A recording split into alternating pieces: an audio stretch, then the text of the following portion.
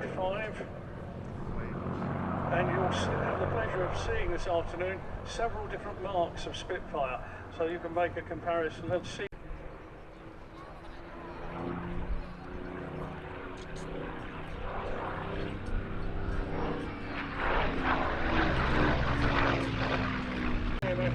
Based at Coningsby up in Lincolnshire, which is the front line of quite a station. But if you make arrangements, there are open days there.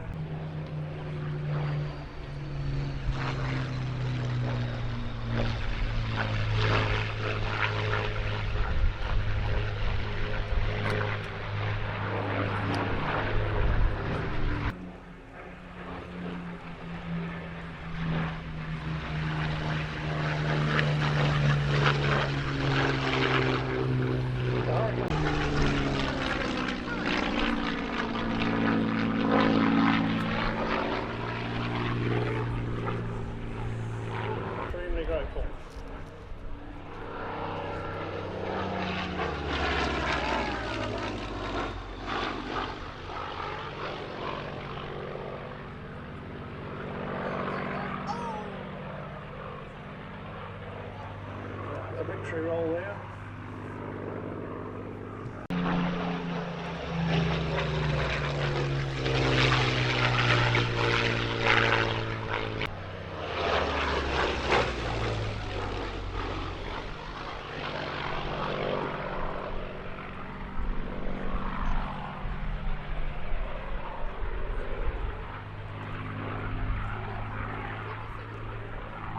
What the pilot is actually saying is flying the Typhoon is all right.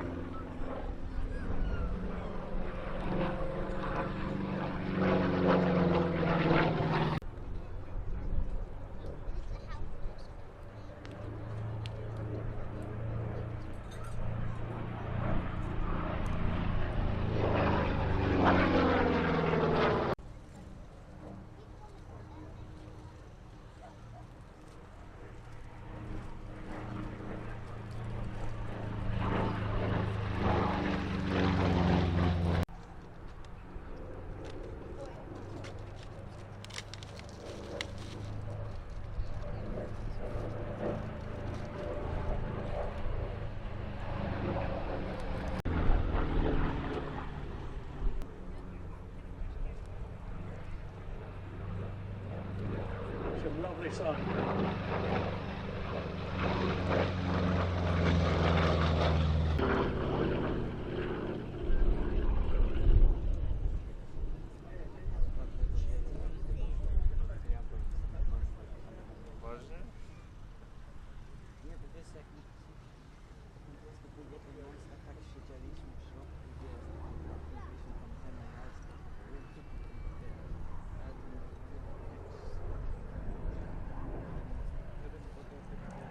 Coming straight at you.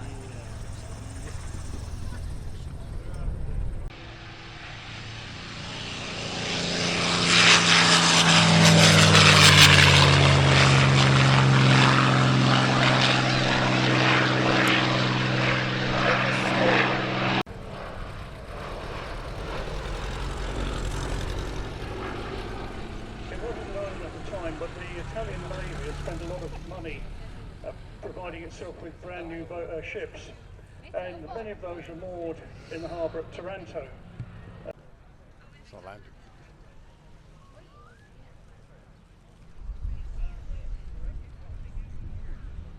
So you can have another go at waving.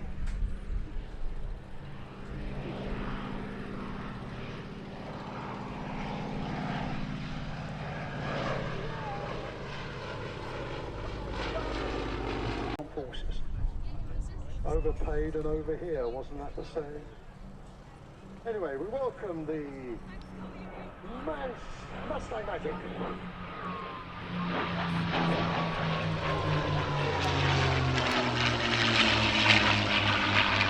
And the result was a P-51 with a B, and that was powered by an Allison engine. The issue with the Allison engine was it didn't function at great altitudes. And it was a British engineer who suggested putting a Rolls-Royce Merlin in it. The result was this.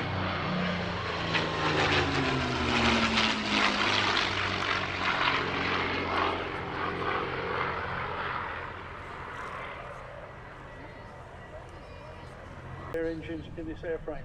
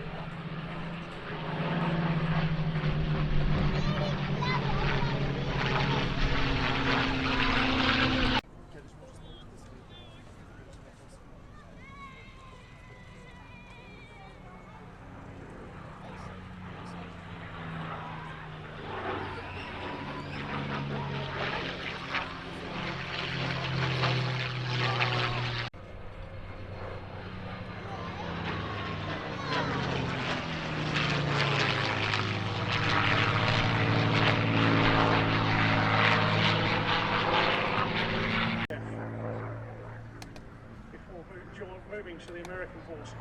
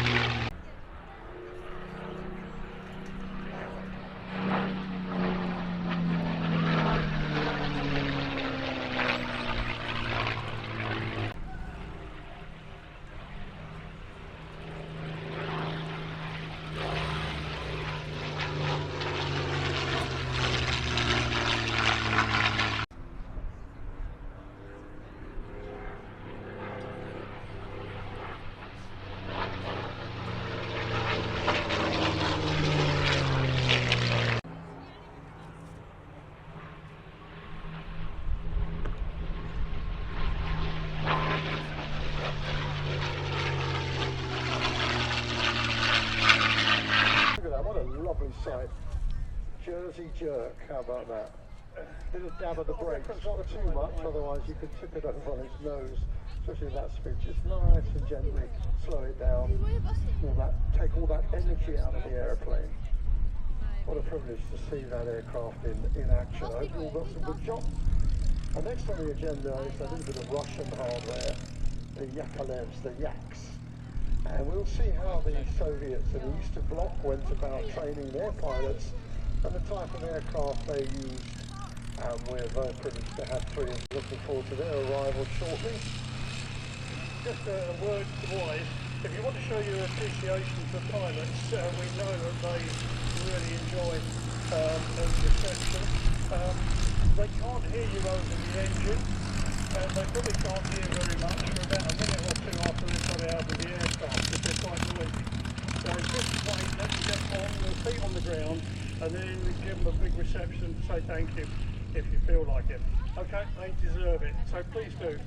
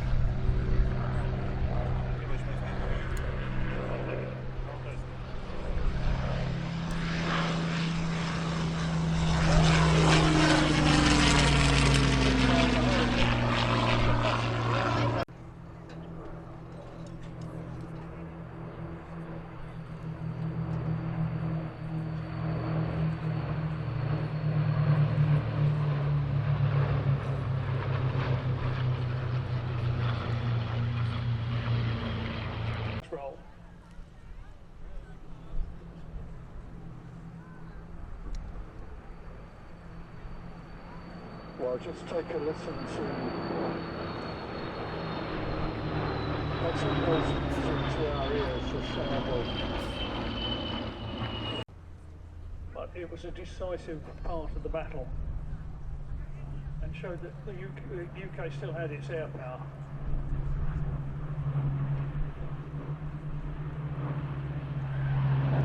Three hurricanes together, you can see this was happened here at Headcorn today and also over here yesterday.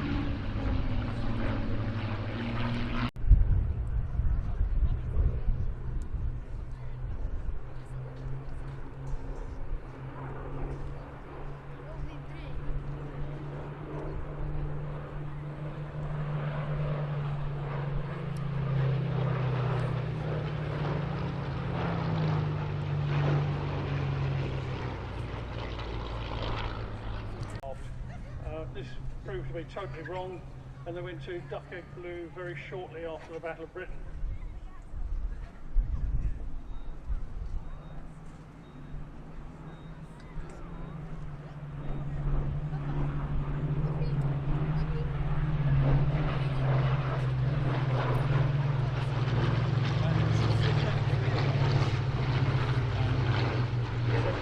Very nice upper wing shots, got a lovely background of that cloud.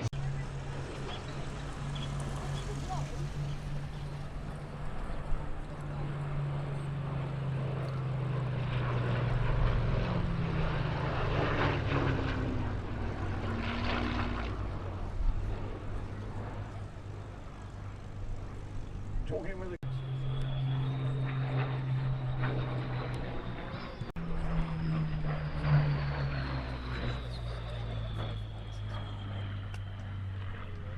as for instance, if you look carefully, you'll notice a small black lump on the front of the cockpit canopy.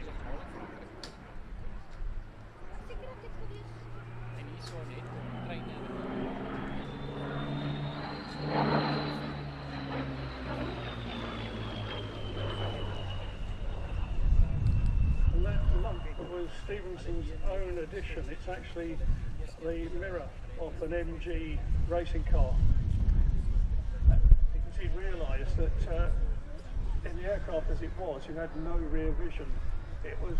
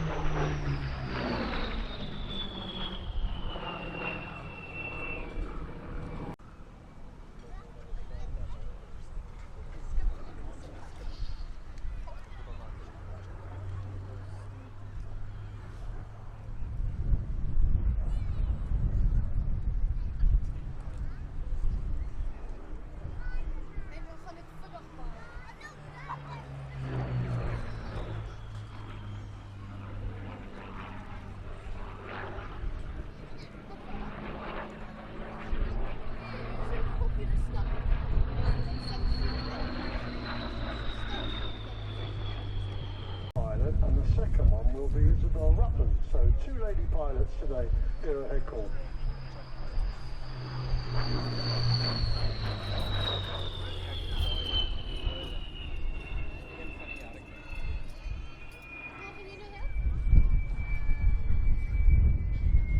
very nicely done. Wheeler landing because it's a bit hot. Of course, you know my credentials, John, when I was a test pilot for Airfix for many years. Yeah, yes. We had to perfect this. Yeah, I must have your autograph after the show. Yeah.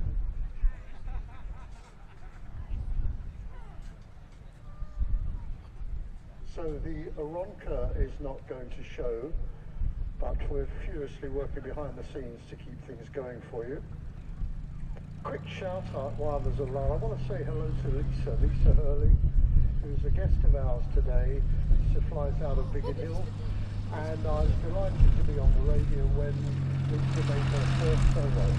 So congratulations to you. It's good to see you here today, and I'm sure you're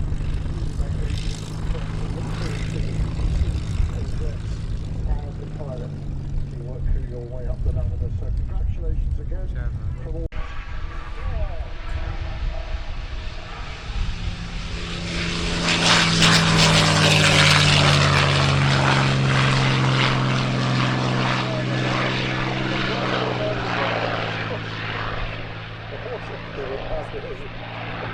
As well, because so far you've only seen the Mark 1 and the Mark 5.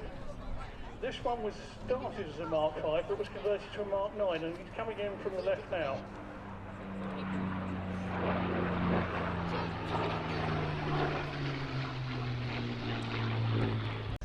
The current owner.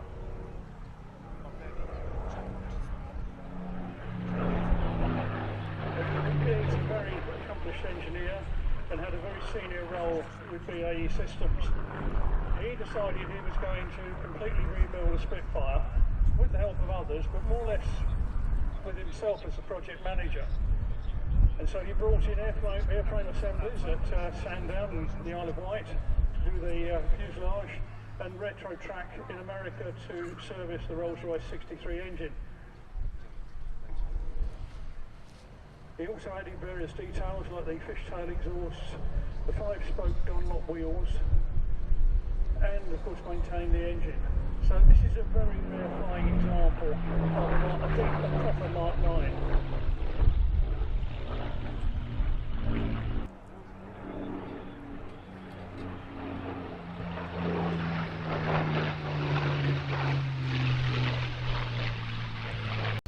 For the North African theatre, and that explains the colour scheme.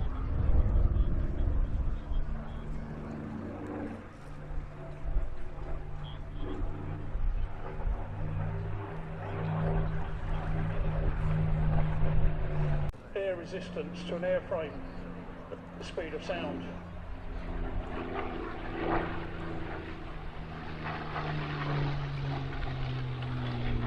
Story about one of the guys who flew it, who was known as Tiny because he was 6'4" and quite heavy, and he actually managed to pull out of the dive but created a gap of about 4 inches wide at the wing roots and still land the aircraft safely. So that says a lot about the strength of the Spitfire.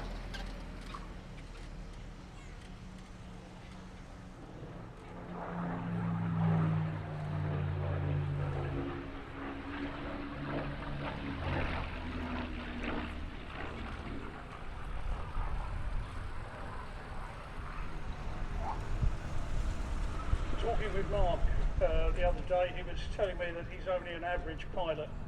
I think he's a bit better than that actually, and I hope you agree.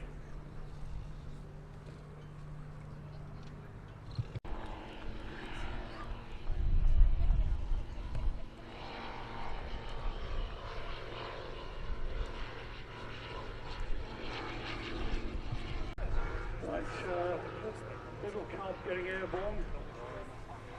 Being flown from the back seat, which you can do.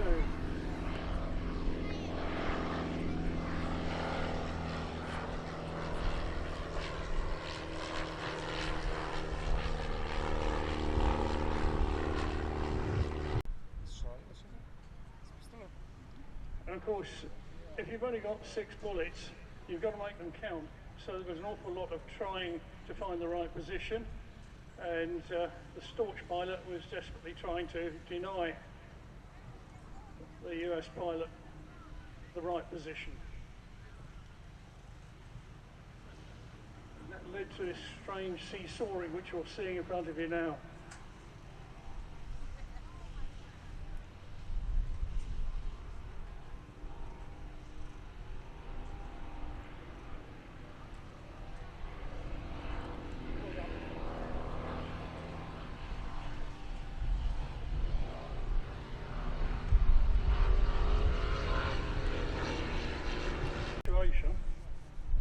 Is the cub getting closer to a kill?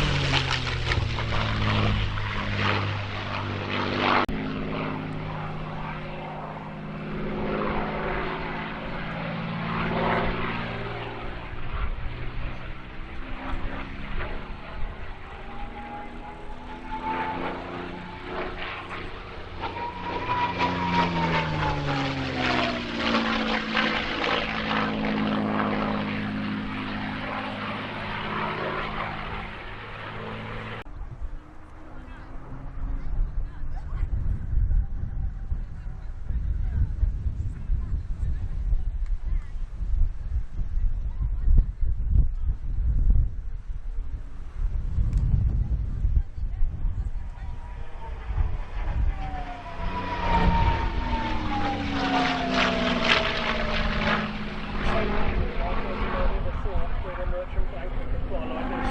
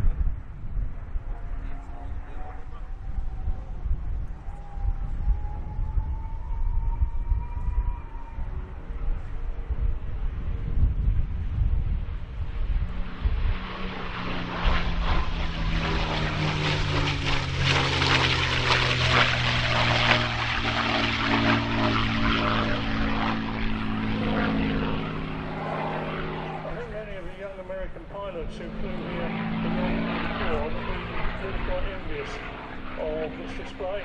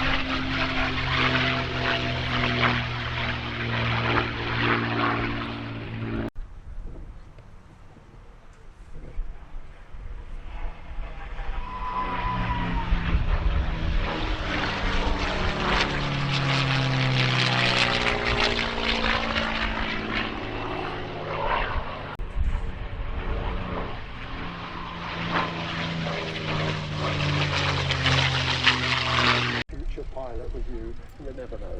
And push on rolling. Push on rolling.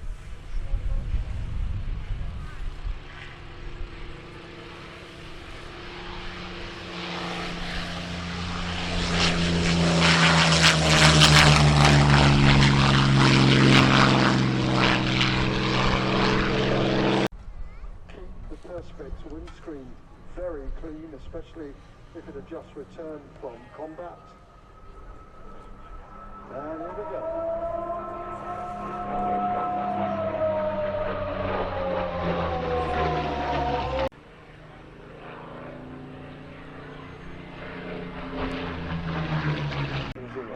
Of course, shooting up Hawkinge was a mistake because it was a coastal command airfield. It wasn't a fighter command airfield. There you go, you see you've got all the facts.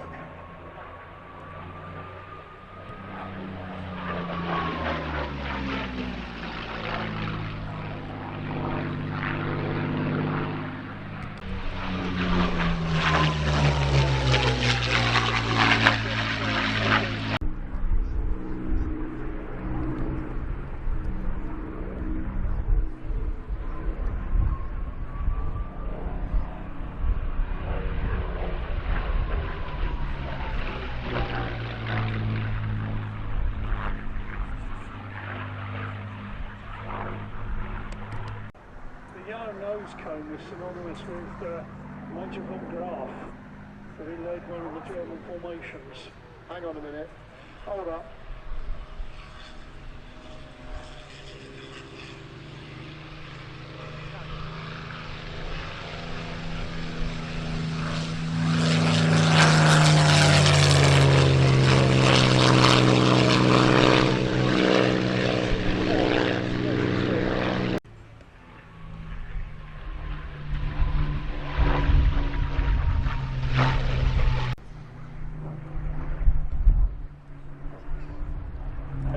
excited?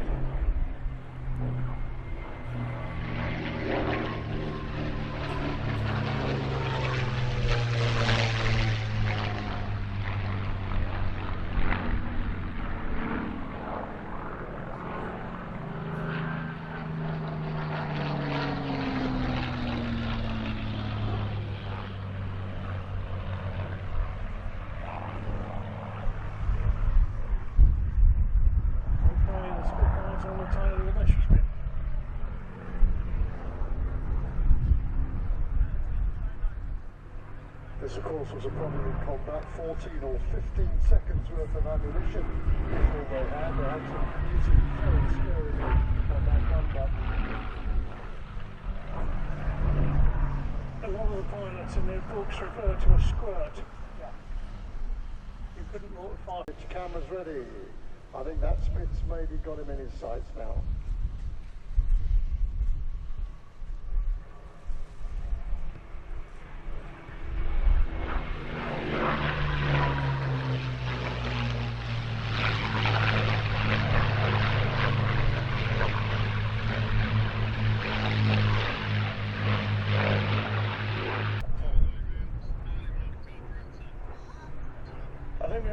I think we've got a hit.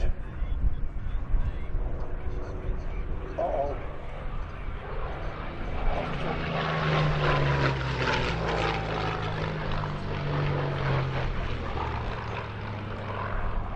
Looks like he's got him, John. It does indeed. Well, what we have is the home guard standing by to take your prisoner. Don't know whether they're here today. Captain Merlin and his team. And he would have been taken to a secure prison, probably Maidstone in those days.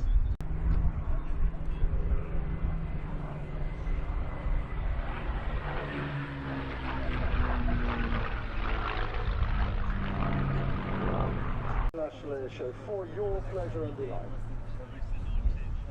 I think the Messerschmitt might actually try to land. He's got enough smoke coming out. No, the undercarriage's not out.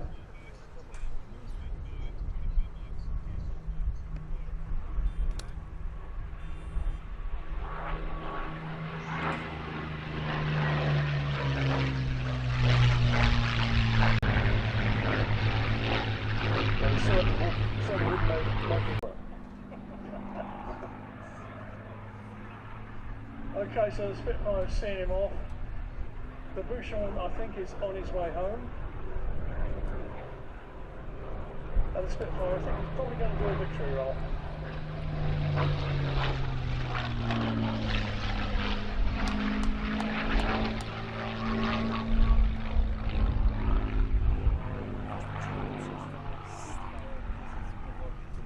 Had he done that in battle conditions, he would have got a major telling.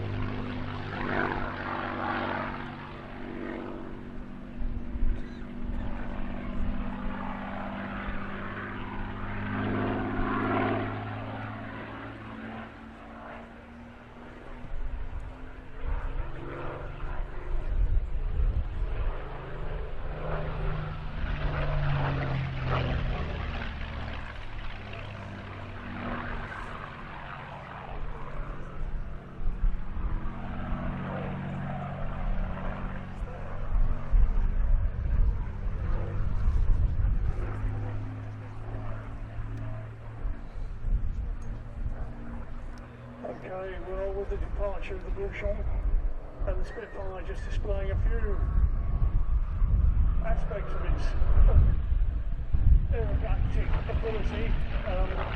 That brings to an end the flying display here at Headcorn for Sunday, 28th of June. With that, thank you.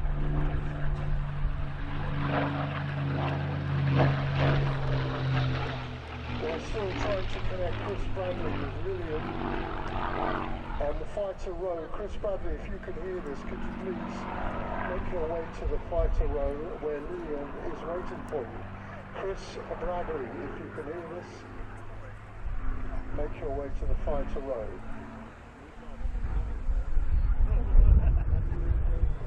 So it's farewell from him. That's good night from him. Good night from you. Good night from you, Max.